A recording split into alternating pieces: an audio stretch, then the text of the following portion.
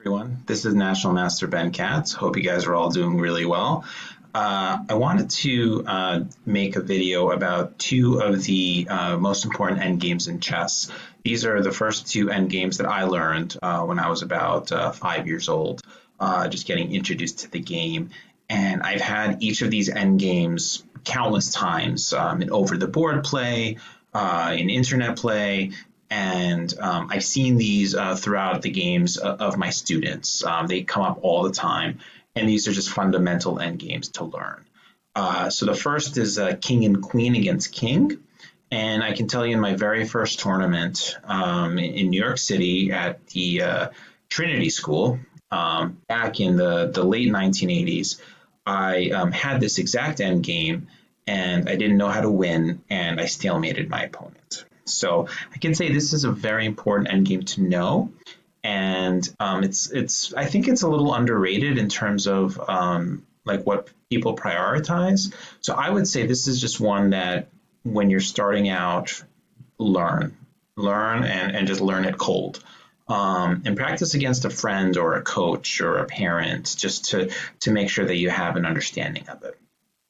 So the first thing with this end game really is you need to know that you need to use both the king and the queen to checkmate the enemy king.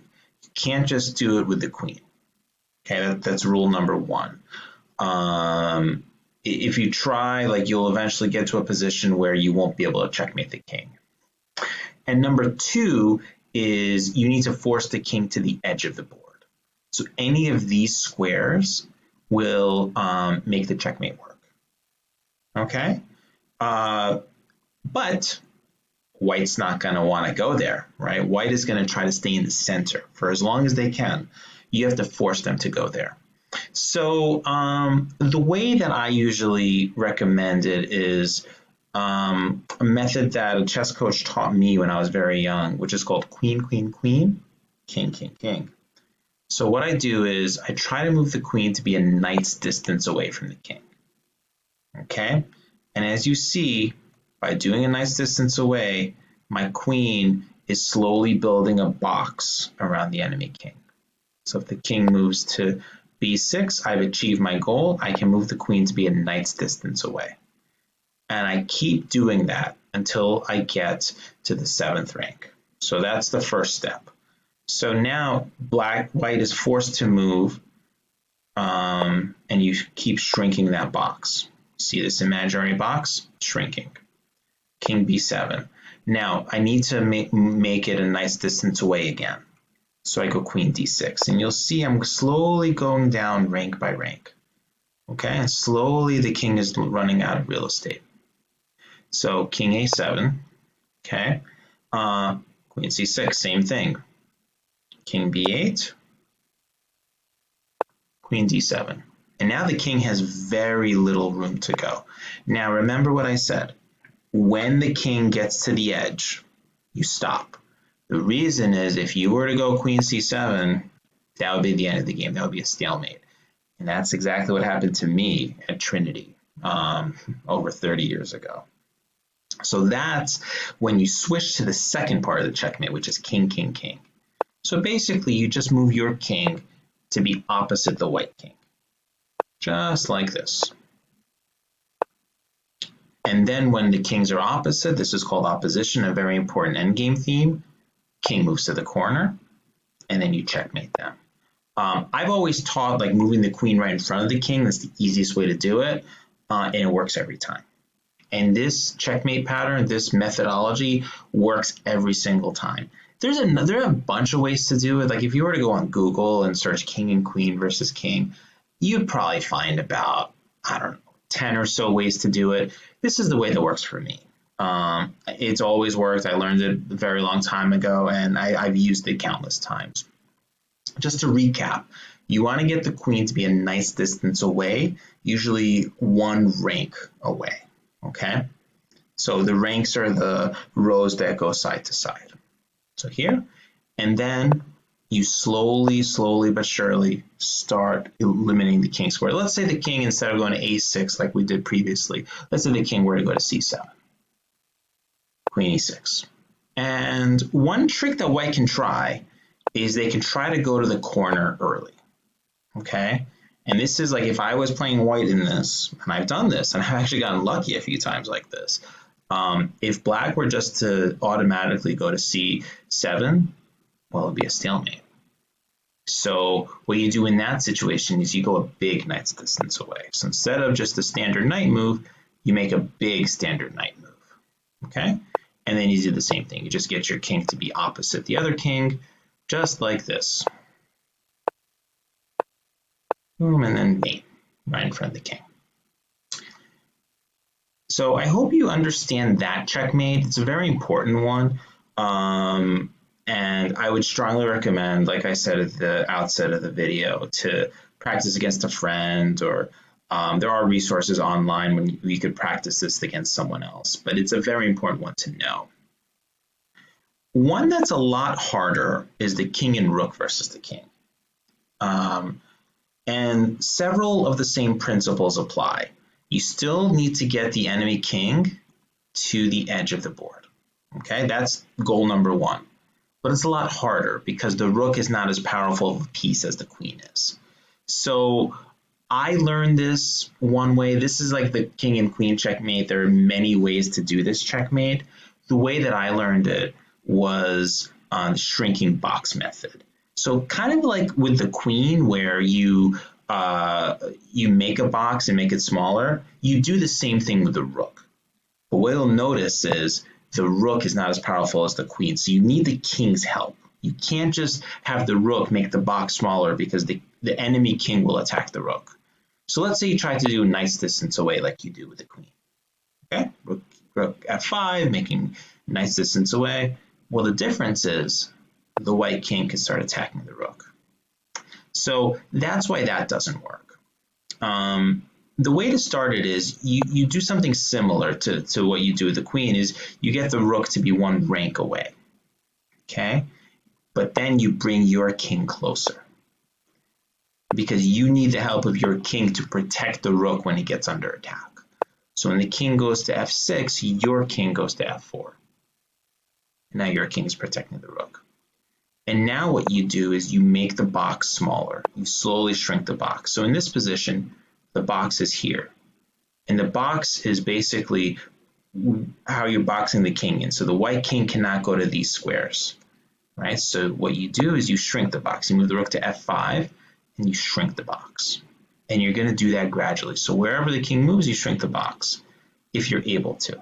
So if the king goes to d6, you shrink the box. Now, if you can't shrink the box, right? Like let's say you were to go to rook d5, well, then he would just take you, right? He being the king would just take you. So you have to use your king to help make the box smaller. And one general rule of thumb I have here with all my students is if you can't make the box smaller, move your king closer. Okay, so here you would not be able to go rook d5 because, well, you don't have a box anymore and this king can escape. So king e5, king d4, king c6, rook d5, and slowly making the box smaller. If you can't make the box smaller, move your king closer. And you'll see the king is slowly starting to run out of squares. Oops, make the box smaller. And if you can't make the box smaller, like this is a challenging move by white, move your king closer, right? Make a waiting move. King here, make the box smaller. It's a small box. Rook a7, king c5, king b7, king b5, king a7. Box is kind of tiny. Now here you need to be really careful. Okay, if you were to go to king a6, it would be a stalemate. So you kind of have to go around. King is forced to go to a7, it's the only move. You move your king to c7, and now they're forced to go to a8, and hope you all see the checkmate in one. If you don't, pause your video, try to find it. I'm sure you all do, since you've seen my other videos. Rook a6 mate. Now there is one little nuance with this, just to make this even a little harder, right? Let's say you didn't time it right, and let's say this happened, and you have a very similar position, but it's your move. right? In the previous example, the white king was on A8 and you just quickly went to A6. So here what you need really is you need a pass button, right? You need a button to pause your move and make white move to A8, right? If it's white's move, if they go to A8, you go to A6, you checkmate them, game over. But you need to make a waiting move. You need to force them to go to A8. So what I want you to try to do now is to pause your videos and find the move that black can play to force white to go to A8 on the next move. And one hint I'll give you is there are 6 correct answers. Okay, assuming you pause your videos. The way to do it is what I like to call the slingshot. Okay, so a lot of my students just try to move their king to either c6, right? Obviously not c8 because then you just lose your rook. But a lot of them try to move their king to c6. But unfortunately, the white king goes to a8 and rook to a6 is not actually checkmate because the king kind of gets out of the box that you built previously. And moving along the file here doesn't work because then the king doesn't have to go to a8, right? It'd be nice, they could, and then you'd win. But they could go to a6 and kind of escape. So what you need to do is you need to move your rook and control this square at the same time. And the only way to do it is to move along the 6th rank. So any of those squares, except for a6, would win. So let's say you move to f6, okay? Well, white's only legal move is king a8, and then you go back. So it is kind of like a slingshot, right? You just, if you think about it this way, you move your rook here, and then you move your rook there. So some of my students, they think it's funny, my younger ones, when you move your rook all the way to h6, and this is what they do in games, rook to a8, and then they move all the way back. I always just kind of did just one square, but you know they all work. It all leads to the same result. Whatever makes you happy, but as long as you do it correctly, that's the most important thing. Chess should also be fun, so it is nice to have kind of these inside jokes with some of my students. So I hope you understood the concepts of this video. The king and rook is significantly harder than the king and queen. And it comes up a lot. King and rook, I feel, comes up a lot more than king and queen, at least in my experience.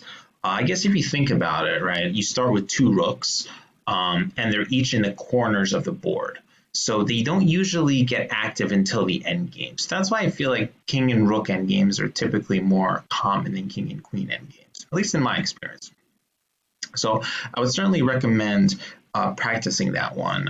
You could do it in a similar fashion to what I recommended with a friend, with a parent, with a sibling, just to make sure that you understand the key concepts. Well, thank you for watching my video, and I hope to see you again soon. Bye-bye.